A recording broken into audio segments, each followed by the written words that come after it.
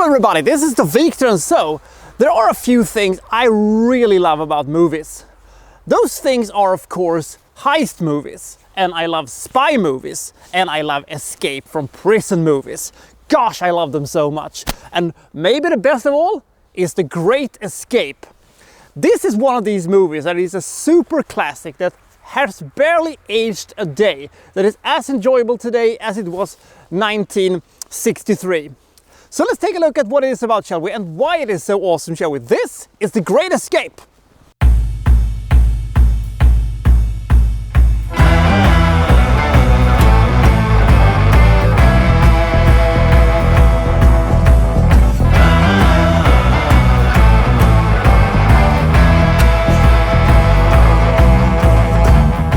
A prison camp in World War II, and in this particular prison camp we have some of the greatest escape artists in the entirety of the British and United States Army.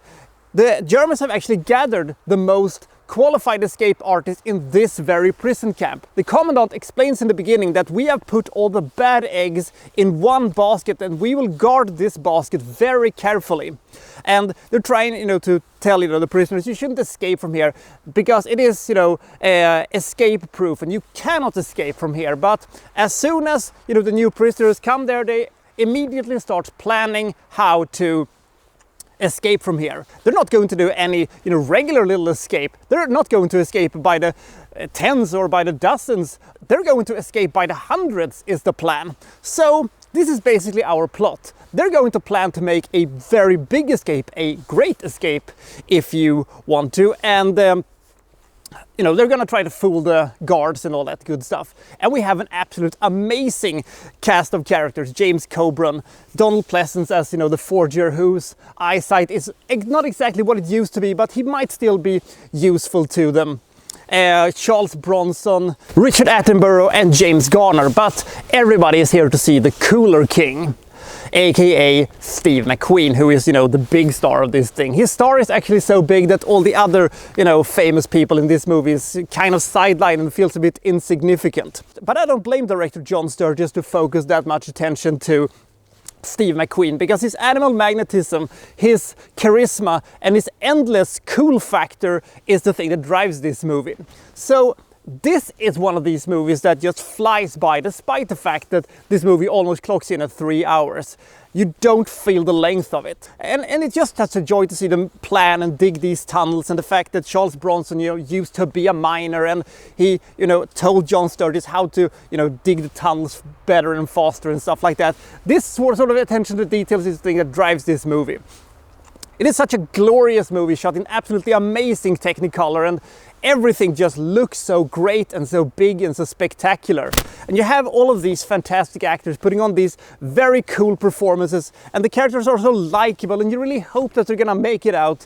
But you do know that the Germans are not gonna let them get away that easy, are you? This is a movie that is filled with iconic sequences, dramatic events, fantastic soundtrack, and of course that sequence with Steve McQueen on that motorcycle. It is so iconic, I'm getting goosebumps just thinking about it.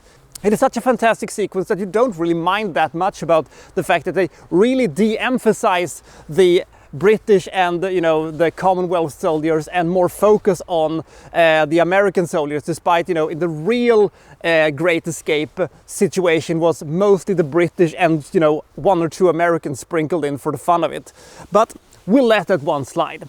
If you've never seen The Great Escape, it is a fantastic movie filled to the brim with its amazing shots, with its fantastic tension, with its enormous tapestry of characters and sequences. It's not really a war movie, it's not really an adventure movie, even though they sometimes stir a little bit too close to this being a matinee adventure, because there are some grim and horrible sequences here, even though it is shot in that 1960s way that you don't really see the horribleness of the whole thing. It's a fascinating movie about a fascinating part of World War II, and I just wish that they either could have made this a little bit more of a matinee adventure, or maybe stuck more to the actual story of what happened. But what are you gonna do? This is still such an enjoyable and suspenseful and dramatic movie that It is a movie I can see over and over and over again, and it never gets old. And as I said, despite almost 3 hours runtime, this just flies by.